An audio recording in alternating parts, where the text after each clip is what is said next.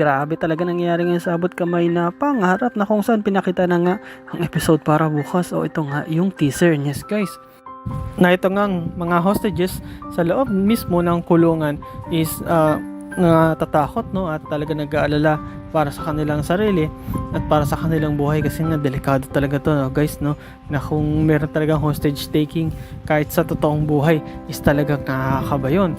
Hindi mo alam kasi kung ano yung nasa isip ng mga nag-hostage sa'yo o kung nag-hostage na marami sila, lalo kung madami, mahirap kasi yan kung isa lang medyo okay pa, pero medyo delikado nga isa kasi magulong isipan yan mas maganda pa nga may kasama siya para at least maudyokan siya na wag na natin ituloy or wag nang gumawa ng mas dadagdag pa na kasamaan o kasalanan. Pero minsan mahirap din pag madami kasi iba-iba yung isip.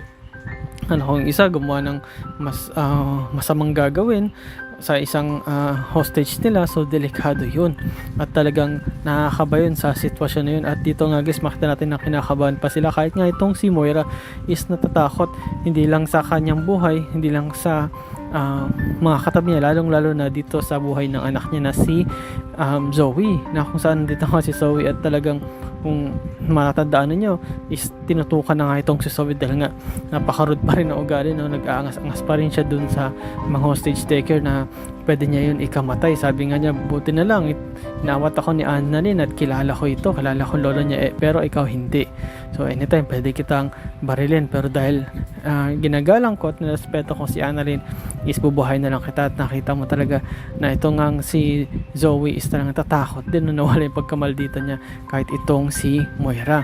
At sa na pinakita nga din guys is sabi nga may good news, no, na kung saan yung ibang mga na hostage is papalayain. Yes guys, marami silang papalaya maliban nga lang dito sa kapamilya ni Giselle Tanyag. Yes guys, sabi nga kahit na after na makausap na nga ni Madam Lotus itong anak niya is tila hindi pa rin siya satisfied, no. Iniisip pa rin ni Madam Lotus na kailangan ko pa itong mga ibang hostage kasi nga meron pa siyang binabalak na gawin na hindi lang makausap. Mukhang gusto nga rin niya na makita o makalabas mismo sa kulungan para makita yung anak niyang si Carla at mabisita ito kasi alam niya na nasa hospital ito, nasa Apex nga itong si Carla, kaya nga ay nang sa tingin kong ginagawa ni Madam Lotus na ma-hold pa yung ibang mga hostages. Pero sa totoo lang, delikado rin yung ginagawa niya, lalo na kung meron siyang papalayain kasi yung magpapalaya is pwedeng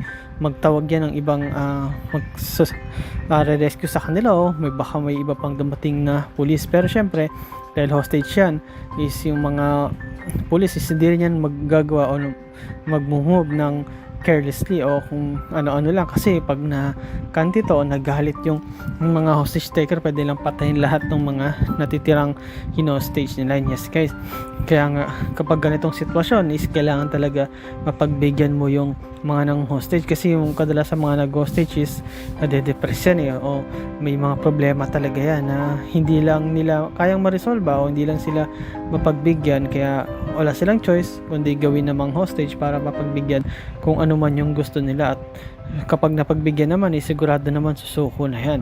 Pero minsan depende rin, minsan kasi may mga hostage taker na namamatay din, no?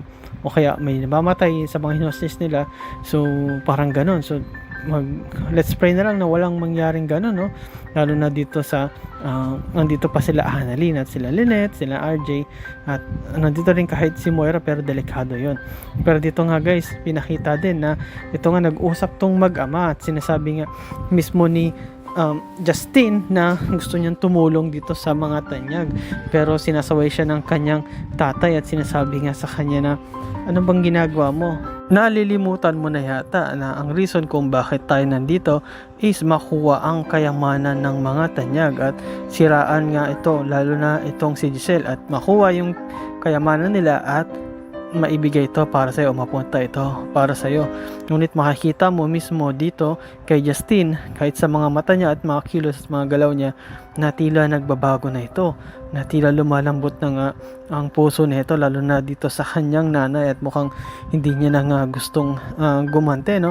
Kasi kung makipag-usap na siya, actually medyo usap na nga siya sa nanay niya ngayon kay Giselle, no? Hindi katulad noon na tila talagang hindi niya to kinakausap, iniiwasan niya. Pero ito talaga tatay niya is nagagalit lagi at sinasabi sa kanya, kumbaga nire-remind siya na ang reason bakit tayo nandito is para gumanti, hindi para makipagkaibigan. Yes guys, ito ang si Eric is talagang ayun yung nasa isip na pagkaharap si Giselle parang nagbabait-baitan siya, pero pag dalawa na lang sila ng anak niya is dito lumalabas yung totoo niyang ugali at totoong plano nila. At dito naman wala rin naman magawa si Justin kundi sumunod lang din sa tatay niya, which is wala siyang talagang choice kasi ito talaga yung nag-alaga sa kanya simula nung iniwan siya o pinamigay siya mismo ni Giselle. At kung may susundin man siya at paniniwalaan is ito talagang tatay Eric niya. Pero yun nga guys, makita mo na tila malungkot nga si Justin at mukhang gusto niya na nga talagang magbago. Kumbaga parang kilalanin niya na talaga yung nanay niya at hindi na lang gumanti. At nakikita niya kasi palagi yung nanay niya, no? At yung kahit si Annalyn, no, medyo lumalambot ang puso niya din pag nakasama nga niya ito. Pero ito guys, ipinakita, no, na itong si RJ talagang merong balak o meron siyang gustong gawin.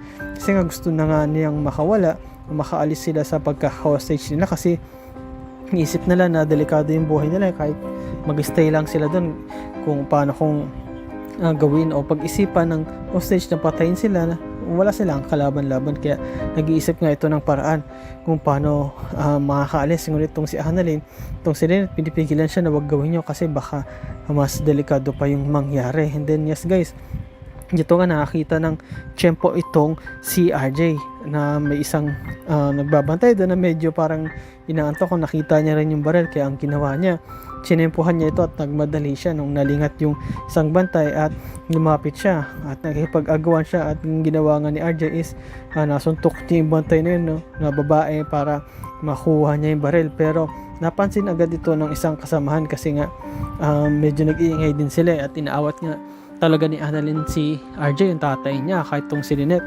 Yung isang babae na kasama nila, no, ng mga hostage taker is naglabas ng baril. Yes guys, at tila gusto niya ngang barilin, takutin o paputukan pa itong si RJ. Ngunit nandyan naman si Lynette at ito ngang si Annalyn at sinabi niya na wag, please wag niyong barilin si tatay at please bibigyan na lang namin sa inyong baril. And yes guys, talagang delikado yung ginawang move neto ni RJ kasi sabi na natin makuha ni RJ yung baril. Tapos anong gagawin niya? Babarilin siya o makipagbarilan siya? Magiging mas mahirap yun kasi sabi natin hindi mabaril si RJ, paano naman yung ibang mga hostage, sila yung matamaan o kaya i-hostage sila lalo, no, para makuha to si RJ at mabaril. Pero delikado talaga guys kasi mas magandang gawin mo yung ganyang move na makipag-agawan ka ng baril sa isang kumbaga sa nag-hostage sa'yo kung isa lang siya or dalawa, tapos isa ka lang din na hino-hostage nila o dalawa lang, maaari pa yun. Pero kung madami, no, kahit sabihin mong makuha mo yung isang baril pero yung lahat na nag-hostage sa'yo is may baril, so delikado ka. Ikaw rin ang pwedeng mapuruhan o mamatay dyan, o kaya kung di man ikaw, yung mga kasamahan mo. So dapat talaga nag-isip ka, wag kang padalos-dalos kasi maraming madadamay. Kaya ang ginawa ni Annalyn agad at ni Lynette is inawat agad tong si RJ. Yes guys, ang ginawa nga ni RJ is binigay naman niya yung baril. Pero yun nga guys, no, napakadelikado nung sitwasyon nila ngayon, no. Hindi nila alam kung lalaban ba sila o hindi, hayaan na lang ba nila na palabasin sila, o ang tanong, mabubuhay pa ba sila o baka may masasaktan o baka may mababaril pa. Tanong kaya ang gagawin nito ni Giselle para mapalahaya itong mga hostage, no, at yung mahuli mismo si Madam Lotus at mapakulong at maitigil na. At ito kayang si Karen, no, ano kayang mangyari sa kanya, magiging successful kaya ang operation, makakausap pa ba talaga niya ang nanay niya? At ito naman si Madam Lotus, ano pa kayang pumapasok sa isip niya? Bakit pa niya pinag-stay doon sila Annalyn? Ano kaya ang gusto niya? Gusto ba niya makalabas? Gusto niya ba makita ang anak niya?